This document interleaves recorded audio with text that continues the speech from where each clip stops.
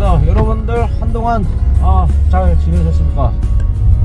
토요일 일찍 퇴근하는 관계로 다시 한번 이제 영상을 한번 찍어 봅니다. 요새 영상을 계속 몇 달째 잘 못 올리고 있죠. 그러다 보면은 댓글이 영상을 올릴 때보다도 영상을 안 올릴 때 댓글이 이상하게 좀 많이 올라옵니다.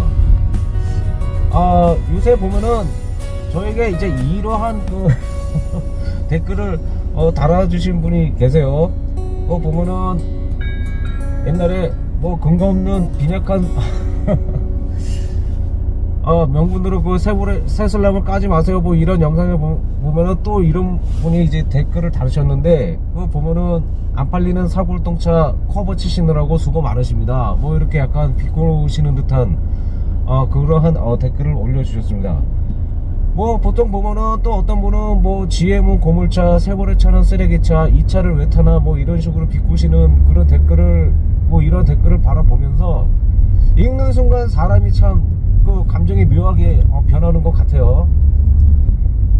유튜브를 함에 있어서 이러한 일을 예상을 하지 못했고요. 그리고 감정이입이 자꾸 되니까 정말 더 서글퍼지는 것 같습니다.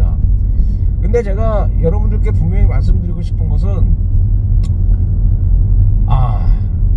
GM은 고물차가 아니고요, 쉐보레는 쓰레기차가 아닙니다. 왜냐면은 GM과 쉐보레는 우리나라 현대차 그룹, 현대기아차 그룹과 같은 미국의 현대기아차 그룹 같은 그런 똑같은 개념으로 생각을 하시면 됩니다. 두 회사가 서로 자회사니까요. 근데 모 기업인 GM의 경우를 들게 될 것 같으면은, GM 같은 경우에는 1939년에 자동 변속기를 개발한 회사고요. 그리고 독립식 현가장치를 개발을 했죠. 독립식 현가장치는 대충 설명을 드리면은 과거 옛날에 차들이 초기에 나왔을 때는 서스펜션이라는 것 개념 자체가 없었죠. 그래서 어떤 상태로 주행을 했냐면은, 보면은 우리가 흔히 아는 경운기 있지 않습니까? 우리가 경운기에 보면은 서스펜션 자체가 없지 않습니까? 그래서 땅이 울퉁불퉁한 데 가면은 덜그덕 거리면서 튕기면서 이렇게 주행을 하지 않습니까? 그렇다 보면은 이 진동이라든가 이 덜컹거림으로 인해서 차 자체의 고장의 원인을 제공을 하게 되고, 그리고 바퀴와 노면이 접지가 약해지기 때문에 동력 손실이 또 상당히 많아지게 되죠. 이 문제를 해결한 것이 바로 이 독립식 현가장치입니다. 이렇게 차축에 오르락 내리락 하면서 노면의 지형에 맞게 차 구동력을 제대로 살려줄 수 있는 그러한 기능을 가진 것이 현가장치입니다. 이 현가장치를 만든 회사도 바로 GM입니다. 이러한 기술을 개발한 회사가 과연 고물차, 쓰레기차를 만들겠습니까, 여러분?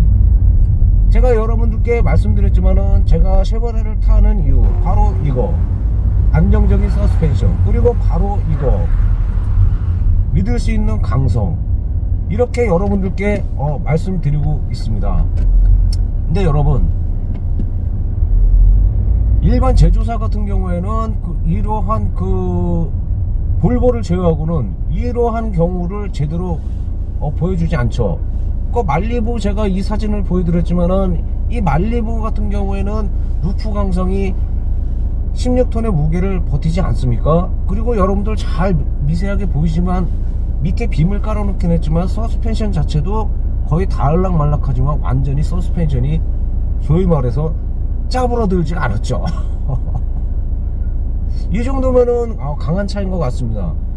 비록 이번에 충돌 테스트에서 말리부가 썩 좋은 성적을 거두지 못한 거는 사실이긴 합니다만, 제가 지난번에 영상에서도 말씀드린 것처럼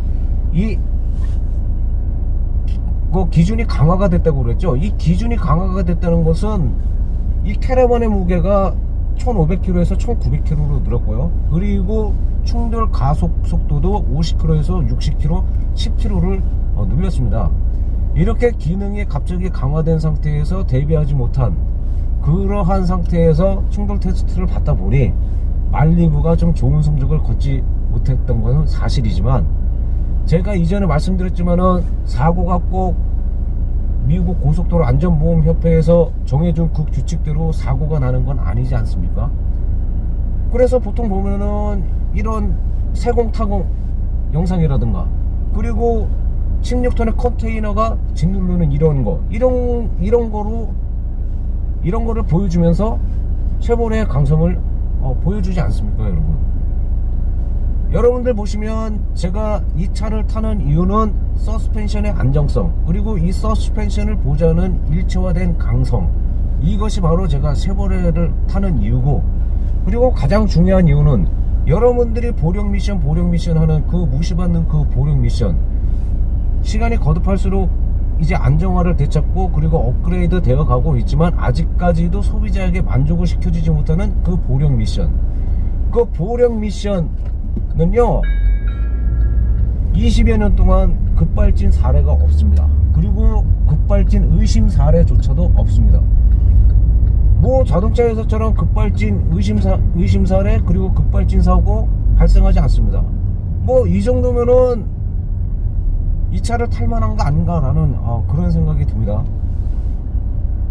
소위 말해서 현란한 디스플레이와 그리고 이쁘장한 디자인, 뭐 이런 것에 현혹이 돼서 이런 차를 타는 것도 좋긴 합니다만은 보이지 않는 그 감성을 추구하는 것도 좀 좋을 것 같습니다. 뭐 쉐보레 디자인이 뭐 다른 브랜드 차보다 디자인이 좀 뭐 이쁘지 않고, 그리고 실내 인테리어가 뭐 썩 마음에 들지 않고 비교가 되고 이런 측면이 좀 있는 것도 사실이긴 합니다만, 이런 눈에 보이는 것에 치중하기보다는 보이지 않는 것에도 약간 가치를 두는 것도 좋을 것이라고 저는 생각을 합니다. 이 댓글을 보니까요 정말 마음이 너무나도 울적해져서 여러분들께 한번 하소연해 봅니다. 뭐 이 보령 미션에 대한 그 뭐 가속력에 대해서도 뭐 말씀하시는 분들이 많은데요. 저는 뭐 이 보령 미션을 계속 타던 사람이라서 그런지 몰라도 계속 이제 1세대서부터 지금 뭐 3세대 젠3 미션까지 이렇게 계속 거쳐서 적응해 왔지 않습니까? 로직이 점점점 안정화되어 가는 것도 상당히 많이 안정이 되었다는 느낌이 들고요. 가속 능력 자체도 1세대에 비해서는 훨씬 더 좋아지고 있다는 것도 분명히 느끼고 있습니다. 말이 3,000%로 빠졌는데, 오늘 제가 여러분들께 말씀드리는 것은 그 어느 구독자님께서 이러한 그 댓글을 적어주셨어요. 어떤 정비소에 가서 이제 오일을 갈다가 이제 이러한 그 얘기를 들으셨다고 합니다. 쉐보레 차는 미션 오일을 갈지 않아도 된다, 교환하지 않아도 된다 라는 말을 들었다고 합니다. 그래서 이 쉐보레 그 정비사님조차도 나는 스파크를 타고 다니는데 스파크 아직 미션을 갈지 않고 있습니다, 그냥 타고 다닙니다, 뭐 이렇게 말씀을 하셔서 이 약간 충격을 먹어서 아니 과연 이래도 되는 것이냐 라고 팩트체크를 부탁을 하셨어요. 그래서 뭐 제가 무슨 뭐 주변이 있겠습니까? 그래서 이제 뭐 이런 정비소에 가서 좀 아는 분께 한번 말씀을 드렸죠. 아니 쉐보레 차는 미션 오일을 갈지 않아도 되는 건가요? 라고 말씀을 드렸더니 이분께서 뭔가 일을 하시다가 갑자기 정색을 하시더니만 하시는 말씀이, 그러면 우리는 뭐 먹고 살아? 아니 미션 오일 갈지 않고 그러면 우리는 뭐 먹고 살아? 우리는 먹고 살아야지. 그거를 안 갈면 우리의 그 존재 이유가 없어지는 거 아니야. 요새 전기차도 많아져서 일감이 좀 줄어들어서 좀 마음이 울적해 죽겠는데 이렇게 생각하는 사람들이 있다니 정말 정말 가슴이 답답할 뿐이다, 뭐 이런 식으로 말씀하십니다. 결론은 낭설이라는 거죠, 여러분. 낭설이라는 겁니다. 이 우주의 삼라만상 모든 것은 그 수명의 한계가 분명히 존재하는 것입니다. 이 세상에 어느 차가 미션 오일을 갈지 않고 차가 폐차될 때까지 계속해서 미션 오일을 교환하지 않고 다닐 수 있겠습니까? 여러분 한번 생각을 해보십시오.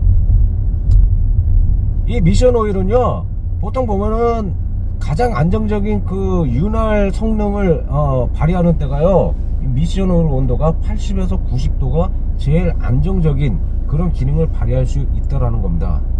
그런데 우리가 미션 오일을 사용하면 사용할수록, 여기서 사용한다라는 의미는 엔진의 동력이 미션에 전달되는 횟수, 우리가 운행하면 운행할수록 그 횟수가 점점 더 많아지지 않습니까? 그러면 그만큼 미션 오일의 윤활 성능이 점점 감소가 됩니다. 왜냐하면은 미션 오일의 온도가 올라갔다 내려갔다 하는 그런 빈도가 생기기 때문에, 그 미션 온도의 온도차에 의해서 미션 오일의 그 윤활 능력이 점점 감소하게 되는 것이죠. 소위 말해서 수명이 조금씩 줄어들게 되는 겁니다.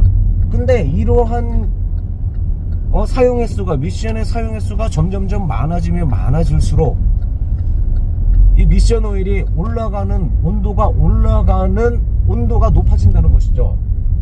이전에는 계속 사용하다 보면은 80도에서 90도 선을 유지를 했는데, 점점 그 사용 빈도가 높아지면은 나중에는 이 80에서 90도를 유지할 수 있는 그런 미션 오일의 능력이 나중에는 90도, 100도 이런 식으로 올라가게 된다고 합니다.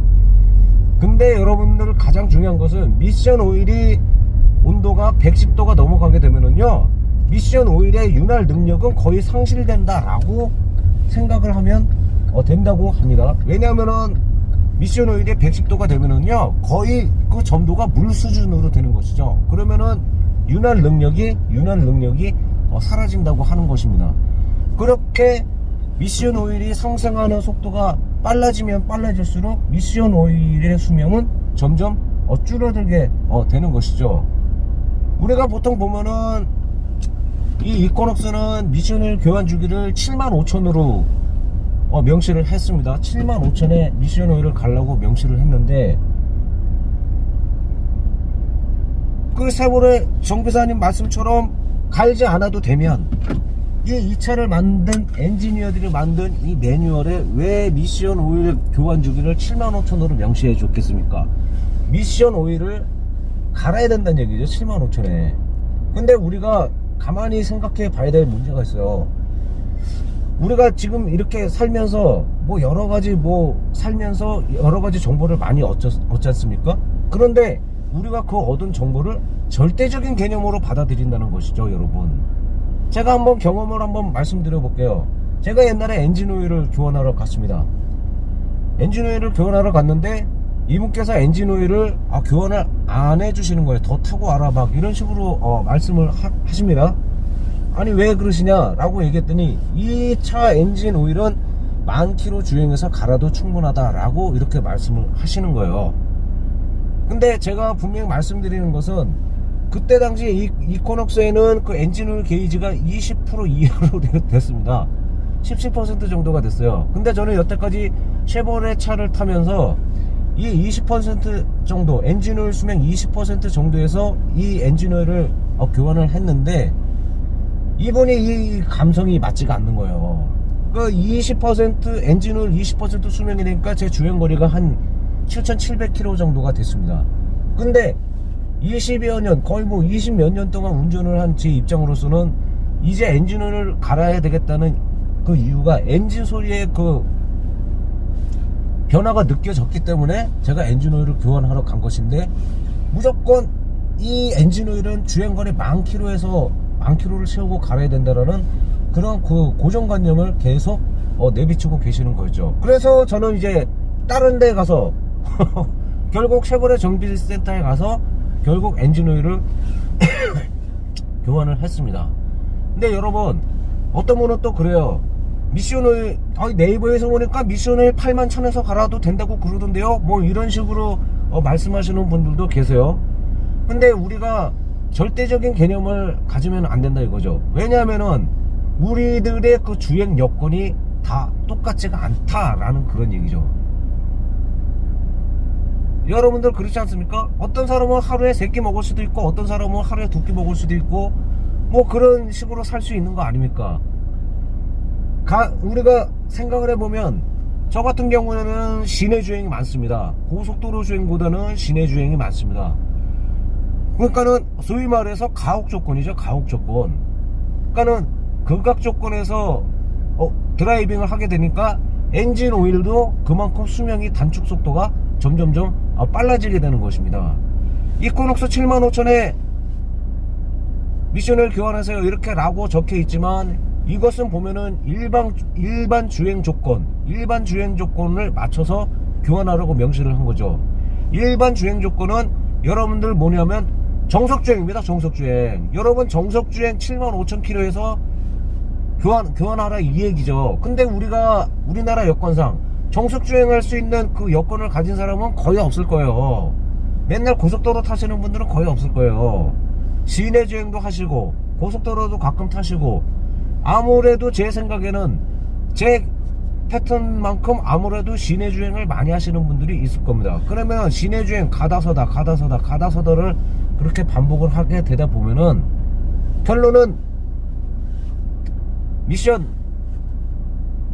그 사용 빈도수가 더 많아지게 되는 것이요. 동력이 움직였다 안 움직였다, 빨리 움직였다 천천히 움직였다, 이 사용 그 빈도가 점점점 많아진다는 얘기죠. 그렇게 되다 보면은 결국에는 미션 온도의 그 온도 올라가는 상승 속도가 점점점 높아지게 되는 것이죠. 그렇게 되면 될수록 미션 오일의 수명, 또 엔진 오일의 수명이 점점점 감소되는 속도도 점점점 빨라지게 된다는 것입니다.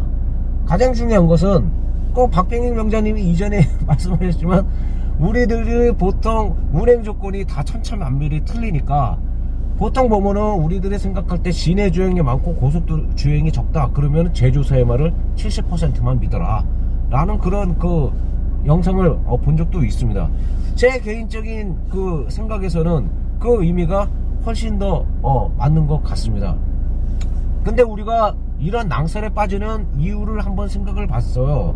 왜 우리가 엔진 오일을 미션 오일을 교환하지 않아도 되는지, 이런 낭설에 빠지는 이유를 한번 생각을 해봤어요. 그 정비사님이 제가 이제 미션을 안 가려도 된다 그러던데요 라고 하니까, 이분께서 이 인터넷을 검색하시다 보니까 이거를 보여주시더라고요. 여러분들 한번 잘 보세요. 여러분들 여기에 모 제조사의 그 자동 변속기 미션 오일 그 관리법에 대해서 이렇게 매뉴얼에 나와 있습니다. 근데 보면은 우리가 이 문장을 잘 살펴봐야 됩니다.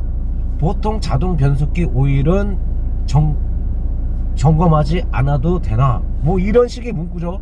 그럼 어떻게 보면 이거 읽어보면 미션을 갈지 않아도 돼 이렇게 오해로 받아들여질 수도 있다는 거죠. 근데 여기에 보세요. 제조사들은 빠져나갈 구멍을 항상 만듭니다. 여기 밑에 보면은 여기서 우리가 점검해야 될 이유 이거에 대해서 나오죠. 여러분 그 사람 말이 아다르고 어다른 겁니다. 그 밑에 조건을 보시면 여러분들 뭐합니까? 제가 지금 대충 외웠던 것 같은데 한번 생각나는 대로 말씀드리겠습니다. 보면은 가다서다를 반복 운행할 때, 그리고 짧은 구간을 반복 운행할 때, 그리고 경사로가 많은 그 지형을 운행을 많이 할 때, 그리고 영상 32도 이상의 그 고온에서 장시간 운전을 할 때, 그리고 한랭한 지역에서 운전을 할 때, 장시간 시속 170km 이상의 고속으로 운전을 할 때, 이러한 그 경우를 들면서 이런 때는 미션 오일을 점검을 해야 된다 라고 명시를 했죠. 근데 여러분들 이 조건에서 한 가지라도 여러분들 안 걸리는 거 있습니까? 여러분, 우리나라 운전자라고 하면은 이 모든 조건이 다 걸리게 돼 있죠. 이 조건에 다 걸리게 돼 있습니다. 그럼 결론은 뭡니까? 미션 오일 교환해야 되는 거죠.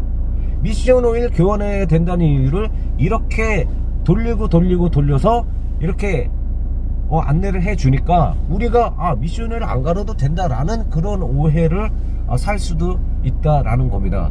그래서 제가 나름대로 파악한 그 결론은 미션 오일은 교환해야 된다. 미션 오일은 교환해야 된다. 이 세상의 모든 만물은 그 한계와 수명이 있다 라고 여러분들께 말씀드리고 싶습니다. 이 정비사님이 말씀하시면서 그러더군요. 야, 쉐보레 로고가 십자가하고 비슷하다고 해서 예수님이 보리떡 5개 물고기 두 마리로 광해에서 4,000명을 먹이고 5,000명을 먹이는 그런 뭐 무한한 능력을 가진 그런 차가 아니야. 모든 것에는 다 수명과 한계가 있어. 그러니까 쓸 만큼 썼으면 교환을 해야 된다 라고 이렇게 말씀을 하셨습니다. 제가 약간 톤이 약간 높아지는 것 같은데 미션 오일은 결론은 이제 교환을 해야 되는 것이 정석이다. 그리고 우리가 절대적인 관념에 빠지지 말고 우리들의 운행하는 패턴을 잘 고려를 해서 제조사가 제시한 그 키로수 교환 주기에 75,000이든지 아니면 엔진오일 뭐 15,000이든지 할 때는 보통 우리 운행 조건을 한번 잘 생각을 해서 오일을 교환하는 것이 좋을 것 같다 라고 여러분들께 말씀드리고 싶습니다. 자, 오늘 하루 여러분들 잘 지내시고요. 저는 다음번에 다시 뵙도록 하겠습니다. 그러면 안녕히 계세요.